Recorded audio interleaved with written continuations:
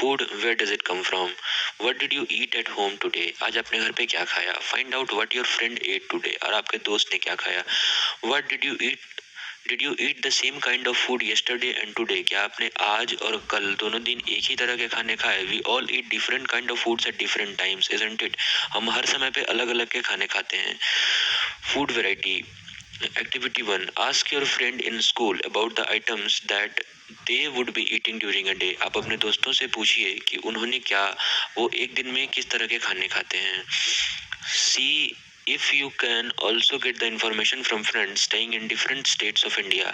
अगर आप अपने दोस्त जो अलग राज्यों में रहते हैं उनसे पता कर सकें कि वो एक दिन में किस तरह के खाने खाते हैं। List all the items in your notebook in given table 1.1. तो आप अपने नोटबुक में उसे नोट करें कि अपने दोस्तों के नाम और उन्होंने किस तरह के फूड एक दिन में लिए, उसका एक लिस्ट बनाएं आप अपने कॉपी में। There seems to be so much variety in food that we eat. हम जो खाना खाते हैं उसमें बहुत सारी वैरायटी हमें दिखती है। कभी चावल खाते हैं, कभी रोटी खाते हैं। Think about rice cooked at home. We take raw rice and boil it in water. घर पे जो चावल बनाया जाता है उसमें हम कच्चा चावल लेते हैं और उसे पानी में उबालते हैं। जस्ट 2 मटेरियल्स और ingredients are needed to prepare dish of boiled rice. केवल 2 चीज़ें चाहिए होती हैं चावल बनाने के लिए, एक जो रॉ राइस है, जो आपका चावल है, और एक पानी, और उसे हम उबालते हैं तो चावल बन के तैयार हो जाती है। On the other hand some food items are made with many ingredients. और दूसरे हाथ में अगर हम देखें तो कुछ एक ऐसे फूड आइटम हैं जिनको बनाने के लिए काफ़ी तरह के इंग्रेडिएंट्स चाहिए होती हैं। To prepare vegetable curry we need different kind of vegetable, salt, spices and so on. अगर हमें वेजिटेबल करी बनाना है तो हमें अलग तरह के वेजिटेबल, नमक, मसाले, तेल और बहुत सी चीज़ें चाहिए होती हैं। Activity 2. Choose some of this items you listed in table 1.1 and try to find out what ingredients are used to prepare these.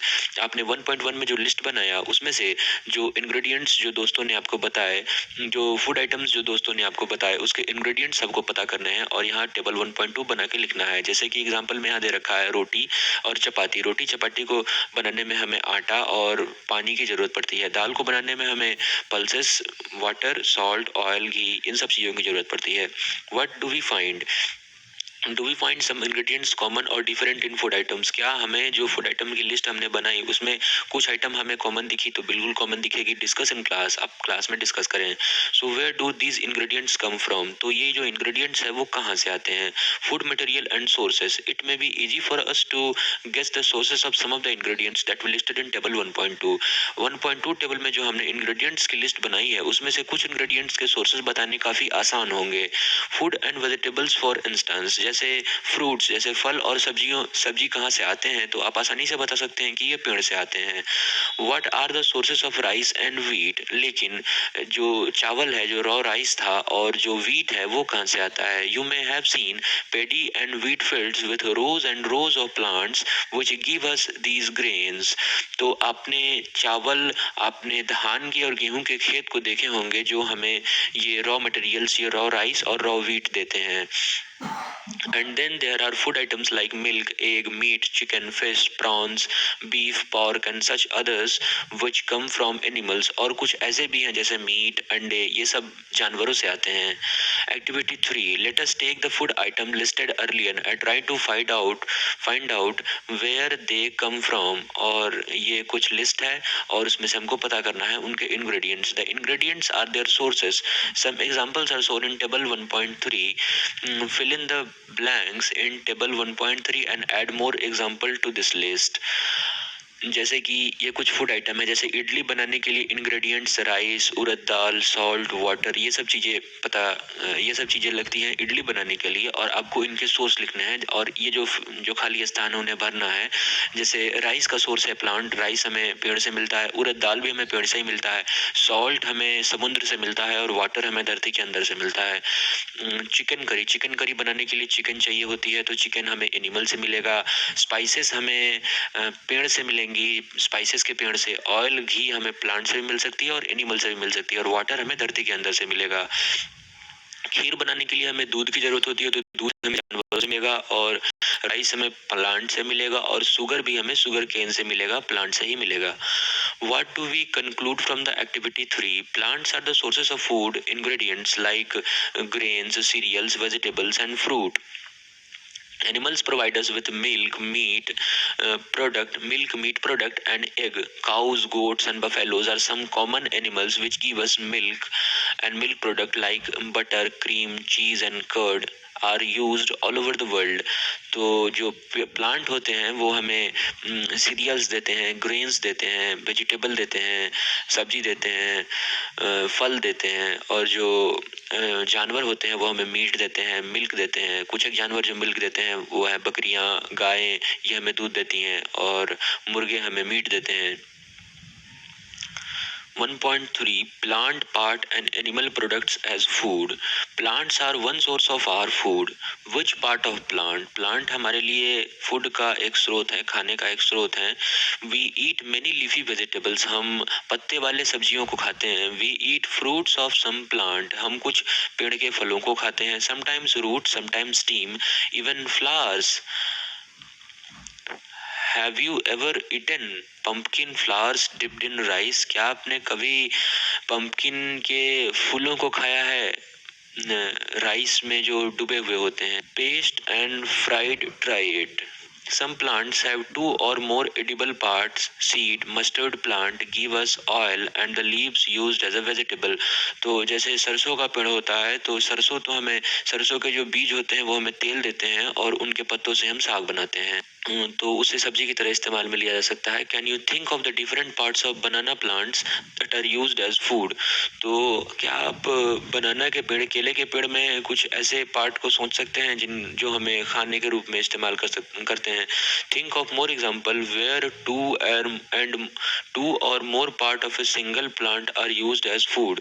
तो आप और भी ऐसे पेड़ों के बारे में सोचें जिनके दो या दो से अधिक पार्ट खाने के रूप में इस्तेमाल होते हैं. Activity 4. From all of the food items you have listed in table 1.3, choose those items whose ingredients are obtained from plant. तो आपने जो ingredients की लिस्ट बनाए थे उसमें से आपको उन ingredients को select करना है जो ingredients plant से आते हैं.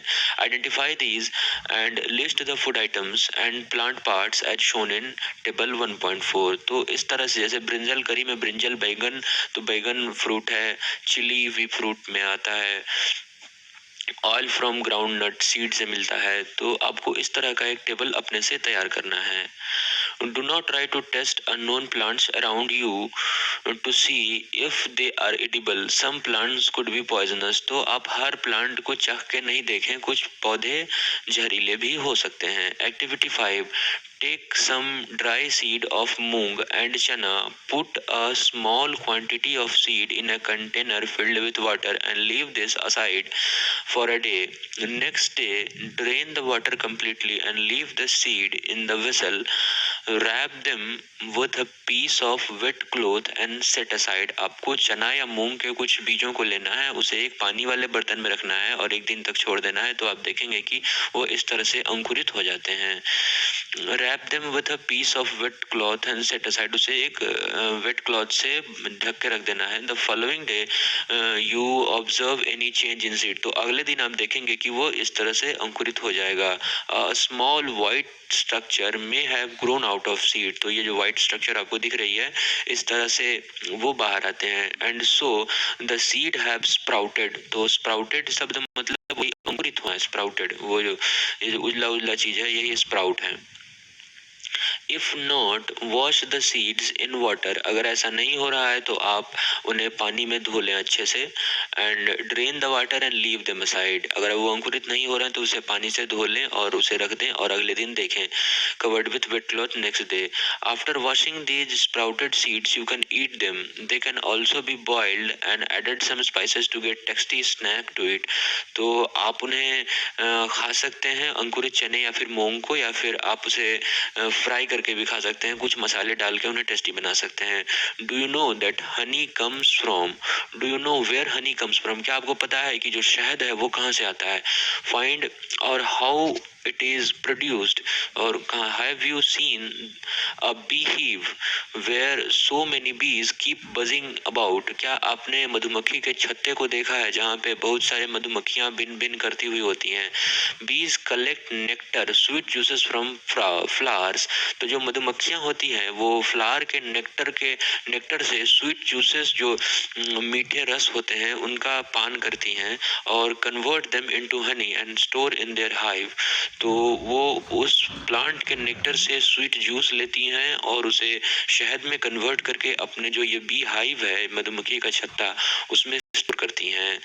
फ्लावर्स एंड देयर नेक्टर में be available only for a part of the year. क्यों ऐसा वो क्यों करती हैं? क्योंकि जो फूलों के जो नेक्टर होते हैं वो एक ही साल के एक ही समय पे उपलब्ध होते हैं। तो मधुमक्खियाँ जो होती हैं वो नेक्टर को स्टोर करती हैं अपने छत्ते में, क्योंकि वो पूरे साल उसको यूज कर सकें। When we find such a beehive, we collect the food stored by the bees as a honey। और जैसे कि हमें छत्ता कहीं मिलता है तो हम उनके स्टोर किए हुए हनी को चुरा लेते हैं। What do animals eat?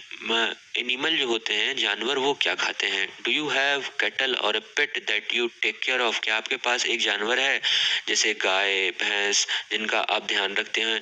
A dog, cat, buffalo और अ गोट। तो इनमें से कोई भी चीज आपके पास हो सकती है। You will then surely be aware of the food that animal eat. तब तो आपको पता होगा कि वो क्या खाते हैं। What about other animals? तो दूसरे जानवरों के बारे में क्या, वो क्या खाते होंगे? Have you ever observed a squirrel? क्या आपने एक लुक्खी को देखा है? Pigeon, lizard and small insects may be eating as their food। जो स्क्विरल है वो छोटे कीड़ों को खाती होगी। Activity 6, several animals are listed in table 1.5, for example some of them, the type of the food they eat। Activity 6, several animals are listed in table 1.5, some of them and type of the food they eat plant products in group 1 and these are called herbivores। तो कुछ animal के नाम आपको लिखने हैं और उनमें पता करना है कि कौन हर्बीवोर है, कौन कार्निवोर है, कौन ओमनिवोर है। These are the animals which eat the animal, these are some animals which eat other animals, place in group 2।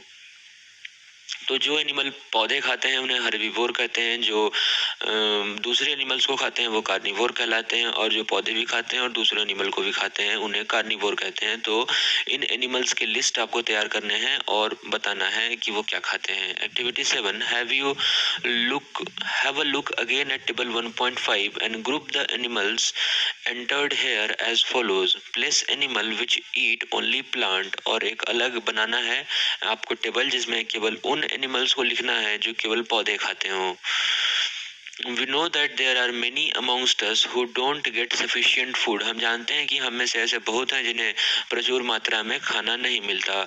We need to find ways by which more and more food can be produced। हमें ऐसे रास्ते अख्तियार करने हैं जिनसे ज़्यादा से ज़्यादा हम फूड हैं वो प्रोड्यूस कर सकें।